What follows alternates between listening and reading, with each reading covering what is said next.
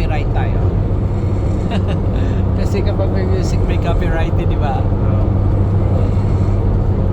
Parang roller coaster yan, Bino? Yung nabubura po yung post. Ha? Pag may